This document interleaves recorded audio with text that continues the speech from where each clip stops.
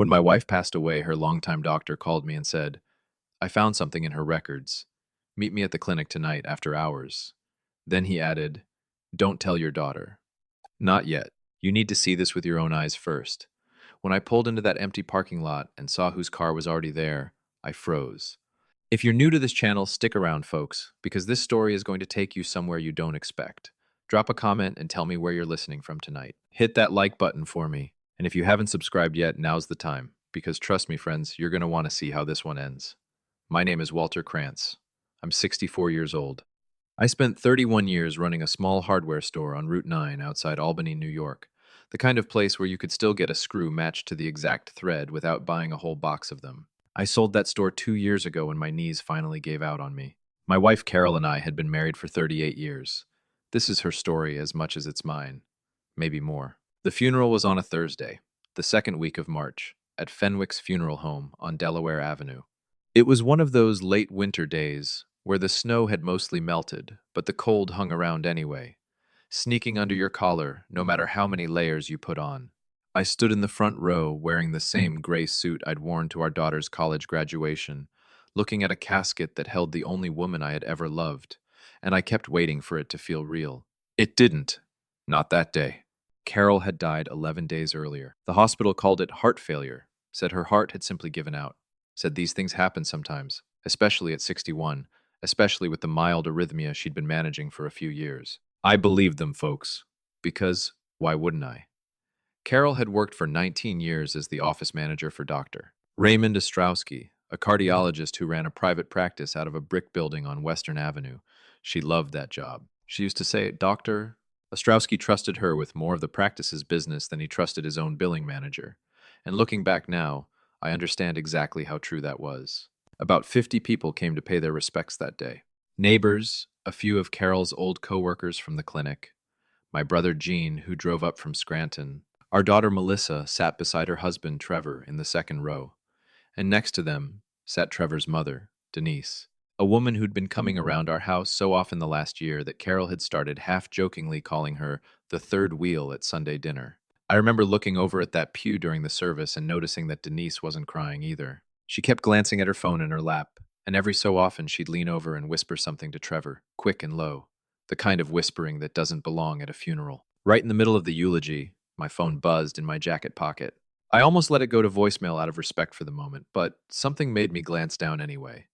The name on the screen was Dr. Ostrowski. I slipped out into the hallway outside the chapel, my heart already picking up speed for no reason I could explain yet.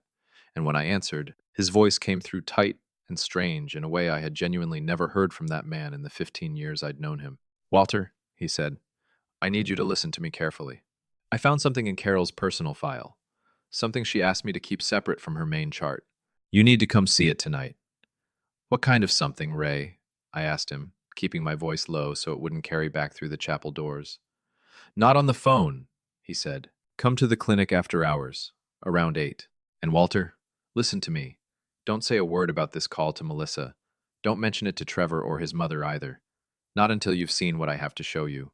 To understand why that phone call scared me the way it did, friends, you need to understand who Raymond Ostrowski was. He was not a dramatic man. In 15 years, I'd never once heard him raise his voice, not even the time a patient's family screamed at him in the waiting room over a billing mistake. He was steady, careful, the kind of doctor who wrote thank you notes to his nurses by hand. Hearing that same man's voice shake on the phone told me something in my world had already cracked open, and I just hadn't seen where yet. I want to back up and tell you a little about my family before I go any further, because none of what happens next is going to make sense without it. Carol and I built a comfortable, unremarkable life on a hardware store owner's income and her clinic salary. We paid off our house on Larchwood Drive 15 years ago. We had a modest retirement fund that Carol managed like it was made of gold, and we helped our daughter Melissa whenever she needed it, which, over the past couple of years, had become more often than either of us liked to admit out loud.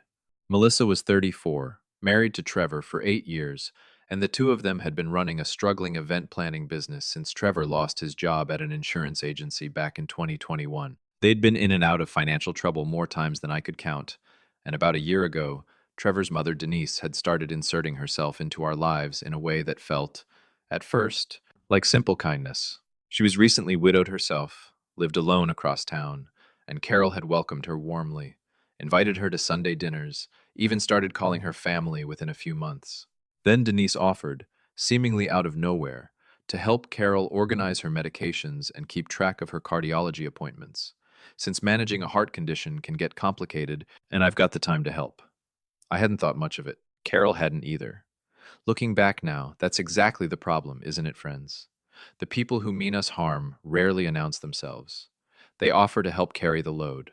In the 2 months before Carol died, something shifted in her that I didn't pay close enough attention to. She got tired in the middle of the day, which wasn't like her at all. She mentioned feeling lightheaded some mornings, said her heart felt like it was doing something strange, fluttering, skipping in a way that worried her enough to bring it up twice at dinner. Dr. Ostrowski adjusted her heart medication once, trying to smooth it out. Denise had started coming by on Mondays and Thursdays with the same explanation every time to help sort Carol's pills into the little organizer so she wouldn't lose track of her doses. I remember one Thursday afternoon in late January. I came home from running errands earlier than expected and found Denise alone in our kitchen, with Carol's pill organizer open on the counter, and Carol asleep on the living room couch in the middle of the afternoon, which she never did, not once in 38 years of marriage. Denise smiled at me and said Carol had just worn herself out gardening, even though it was the dead of winter and nothing was growing in that yard. She left about 10 minutes later. I didn't think anything of it at the time. My wife trusted Denise. I trusted my wife's judgment.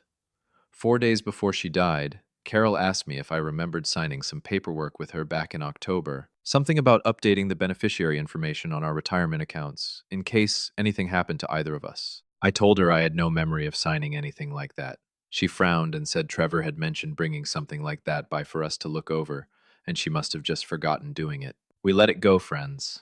We had no reason not to. That's the terrible thing about trust. It doesn't ask permission before it gets used against you. On the morning she died, a Sunday, I was at the pharmacy picking up a refill for my own blood pressure medicine.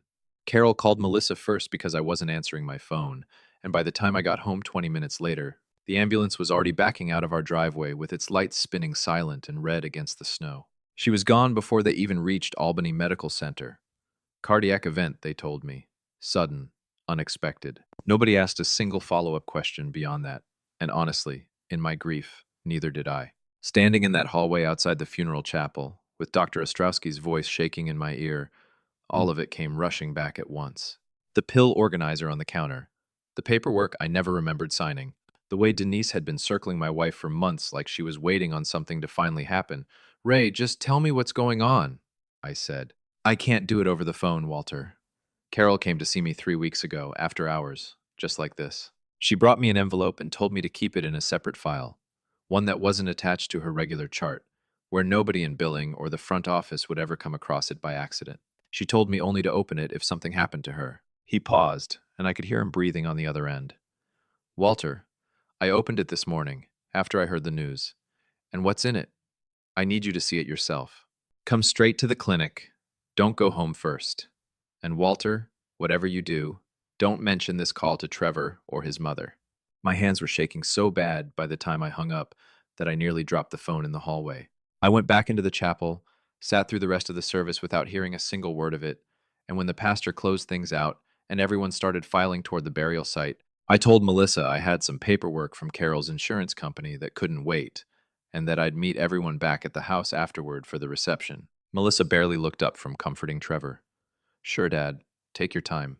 Denise didn't even glance my way. She was already walking toward the parking lot, talking low and fast into her phone to somebody I couldn't see, heels clicking against the wet pavement like she had somewhere far more urgent to be than her own daughter-in-law's mother's burial. I stood there for a second, watching that woman hurry away from a funeral like it was an inconvenience on her calendar, and that cold feeling in my chest from the hallway settled in even deeper. I got into my truck, an old green Chevy Silverado with rust creeping up the wheel wells, and I drove across town toward Ostrowski Cardiology on Western Avenue, with my wife's casket still fresh in the ground behind me, and absolutely no idea that the worst part of that day hadn't happened yet. The clinic was dark, except for a single light in the back office when I pulled into the lot. I parked around back, still in my funeral suit, my tie loosened, my mind racing through every possible version of what Ray could have found. I let myself in through the side entrance he'd left unlocked, and walked down that familiar hallway, past the exam rooms where Carol used to greet patients by name, past the little corkboard covered in thank you cards from families she'd helped for almost 2 decades. That's when I heard a car pull hard into the lot behind me, tires crunching too fast over gravel. I turned and looked through the front glass doors, and my stomach dropped straight through the floor. It was Trevor's silver Honda Accord, parked crooked, half off the pavement. My son-in-law was supposed to be at the burial site right now, standing beside his wife, greeting the neighbors, doing what a grieving family does on the worst day of their lives. Instead, here he was, downtown, at his mother-in-law's cardiologist's office, less than 40 minutes after telling me he'd see me back at the house. I stepped back into the shadow of the hallway, my heart hammering against my ribs, and I watched through the glass as Trevor got out of his car and jogged toward the front entrance, his face pale and tight in a way I had genuinely never seen on him before. He wasn't grieving. He looked like a man running out of time. I stood frozen in that dark hallway, watching my own son-in-law try the locked front doors, rattle the handle, then pull out his phone and start dialing somebody, pacing back and forth across the lot in the cold without his coat. I slipped further back down the hallway toward the Light and Ray's office, my pulse hammering in my ears, and when I stepped inside, Ray was standing behind his desk, his face pale, his reading glasses pushed up into his gray hair like he'd forgotten they were there. "Walter, thank God," he said, and before I could even get a word out, he added, "Did you see him out there?" "That's my son-in-law," I said. "Ray, what in God's name is going on? Why is Trevor here?" Ray's jaw tightened. "Because my receptionist accidentally mentioned to Denise on the phone this morning, before I even reached you, that I needed to speak with Walter about something in Carol's personal file. I never told her what. I didn't even know myself yet at that point. But apparently that was enough to send your son-in-law racing over here to try to get to it before you did. Get to what before I did." Ray led me down the short hallway toward his private office, and over his shoulder, without turning around, he said the words that changed everything for me. "Friends, everything I thought I understood about my own family. Your wife knew something was happening to her, Walter, and she made absolutely sure I'd be the one to tell you, not them." Ray's office looked exactly the way I remembered it from the handful of times I'd stopped by to bring Carol lunch over the years. Dark wood shelves, framed medical degrees, a small window looking out over the parking lot where Trevor was still pacing, still on his phone. Ray closed the door behind us, locked it, and reached behind a framed photo of his own family to pull out a plain white envelope with Carol's handwriting across the front. "For Walter's eyes only. Ray, please make sure of this." "She brought this to me 3 weeks ago," Ray said, sitting down across from me instead of behind his desk, which told me something about how seriously he was taking all of this. After hours, just like tonight, she said she didn't trust keeping it at home. Said if anything happened to her, I was to give it to you, and only you, in person, and to warn you to be careful about who you told. My hand shook so bad opening that envelope I nearly tore the letter inside it. There was a single folded page in Carol's handwriting and a small USB drive taped to the back of it. I read the letter right there in Ray's office, my whole body going numb line by line. In it, Carol wrote that she'd noticed money disappearing from our joint retirement account, small amounts at first, then bigger ones, moved out over the course of about 5 months. She wrote that she'd asked Trevor about paperwork she didn't remember signing, and he'd waved it off, telling her it was routine beneficiary stuff. But something about the way he wouldn't meet her eyes made her uneasy enough to start quietly checking our bank statements herself, using the online banking login she'd set up years ago when she still handled our household finances. She wrote that she found a beneficiary change form filed with our bank, dated back in October, with both our signatures on it, except she knew for certain she'd never signed it, and she was fairly sure I hadn't either. She wrote that she'd started feeling strange in the mornings around the same time Denise began coming by to help organize her heart medication, and that she hadn't wanted to believe what she was starting to suspect, but she wasn't willing to stay quiet about it, either. "There's more on the drive," Ray said quietly. "Financial records, messages. Walter, I think you'd better sit down for the rest of this." Ray plugged the little drive into his laptop and turned the screen toward me. The first folder held screenshots of bank statements Carol had taken herself, highlighting 3 separate transfers out of our retirement account between September and February, totaling just over $54,000, all authorized using that beneficiary form neither of us had actually signed. The money had gone into an account under Trevor and Denise's names, jointly.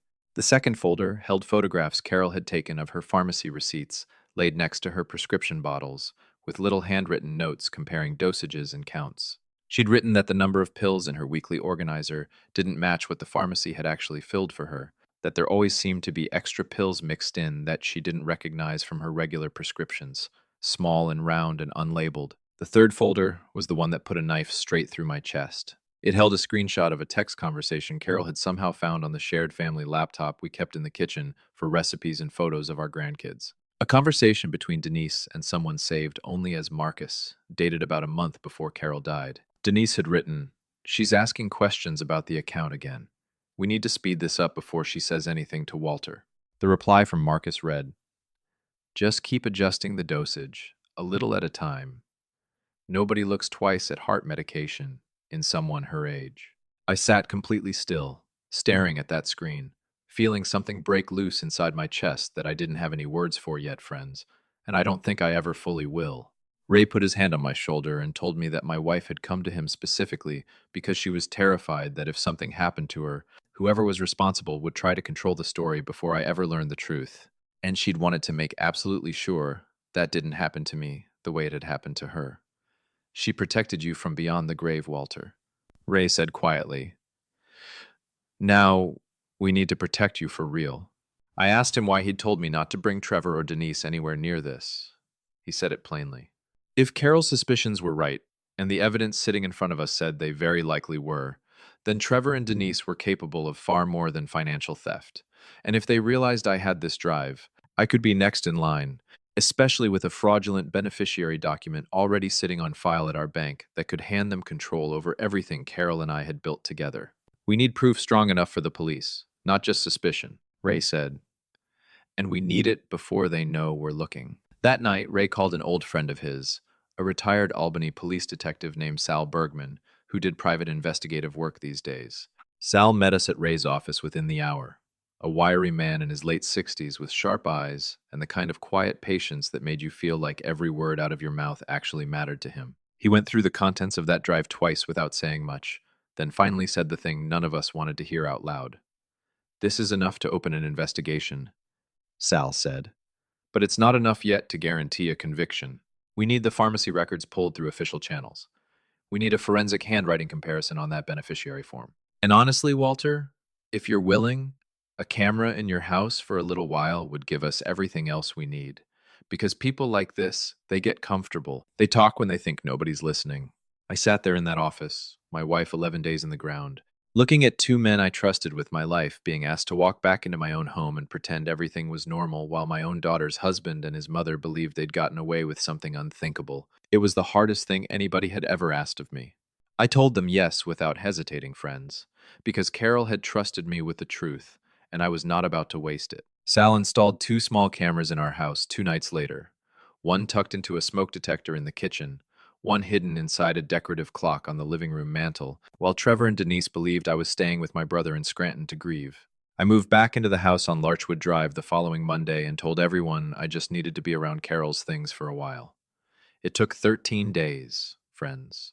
13 days of forcing myself to sit across the kitchen table from my own daughter's husband and his mother, nodding along to conversations about helping settle Carol's affairs, listening to Denise bring up our house twice, asking gently, almost sweetly, when I thought I might be ready to consider downsizing since it's just you now, Walter, and this place is so much house for one person. Every night I went upstairs feeling sick to my stomach, and every morning I got up and did it all over again, because Sal told me the moment they felt truly safe was the exact moment they'd stop being careful. On the 14th day, it happened. Trevor and Denise came by for dinner, and after I claimed I was worn out and headed upstairs early, the kitchen camera caught them alone at the table, voices low but clear as day. Denise said, word for word, "The account's fully transferred now. Once he signs off on the house, we're completely done with this." Trevor answered, "Just don't get careless, like you did with her." The pharmacy nearly caught that refill pattern last time. Denise actually laughed, a short, ugly little laugh, and said, "Nobody double-checks an old woman's heart pills, Trevor. Nobody ever does." Sal had that footage saved into an evidence file within the hour. Combined with the pharmacy records his contact pulled showing an unexplained pattern of early refills on medication that can dangerously affect heart rhythm at high doses, and a forensic handwriting analysis confirming the signatures on that beneficiary form were forged, we finally had what Sal called an airtight case. Ray looked at me across his desk that night and said quietly, "Now we bring it into the light, Walter, on our terms, not theirs." We decided to do it at the reading of Carol's will, which our family lawyer, a woman named Priya Chandrasekhar, who'd handled our estate paperwork for almost 20 years, had already scheduled for the following Wednesday at her office downtown. Trevor and Denise had no idea Sal Bergman would be sitting quietly in the small conference room next door, or that two Albany police detectives would be parked outside in an unmarked sedan, waiting on Sal's signal. I spent that final week acting exactly the way I had for the past 13 days. Tired, quiet, cooperative, letting Denise believe her plan was working out exactly as intended. She even hugged me the morning of the meeting and told me how proud she was of how strong I'd been through all of it. I stood there and let her arms wrap around me, thinking about that text message on Ray's laptop screen and feeling absolutely nothing but cold, steady patience. We all sat down in Priya's office at 10 o'clock that morning. Trevor in a dark suit, Denise in navy blue, both of them composed, almost relaxed, clearly expecting nothing more than a simple formality before they walked away with what they'd already convinced themselves was theirs. Priya went through the standard opening of the will reading, and then, right on cue, she looked over at me and asked if there was anything I wanted to add before continuing.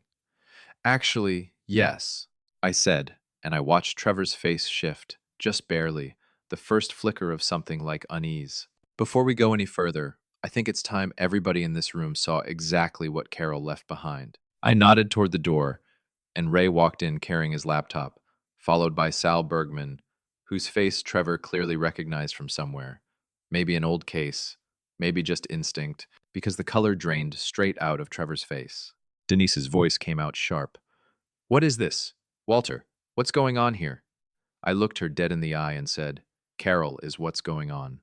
Ray set his laptop on the conference table and played the kitchen footage without a single word of introduction. Denise's own voice filled that small office clear as day, talking about the account being fully transferred, about being completely done with all of it, and then Trevor's voice answering back, warning her not to get careless the way she had with Carol. The room went dead silent, except for that recording playing out loud, every single word landing like a hammer against stone. Denise's face went white, then a deep, furious red, and she stood up so fast her chair scraped hard against the hardwood floor. That's not what it sounds like. That's taken completely out of context." "Sit down," Sal said calmly, showing his credentials for the first time. "There are two detectives waiting right outside this office. Everything you say from this point on can be used against you. Financial exploitation of an elder, forgery, and pending toxicology results from an exhumation request already filed with the medical examiner's office regarding Carol Krantz's cause of death." Trevor hadn't said a single word yet. He just sat there, staring down at the table. And I watched something break in my own son-in-law's face. Not innocence, because that had been gone a long time before this moment, but the specific look of a man, finally understanding there was nowhere left in this world for him to run. "Walter," he said, his voice cracking, "I never wanted her to actually die, I swear to God. It was only supposed to slow her down, keep her confused enough that she wouldn't fight the paperwork." I felt Ray's hand land steady on my shoulder, grounding me, because for one full second, that room tilted sideways, and all I could see was Carol lying in a hospital bed.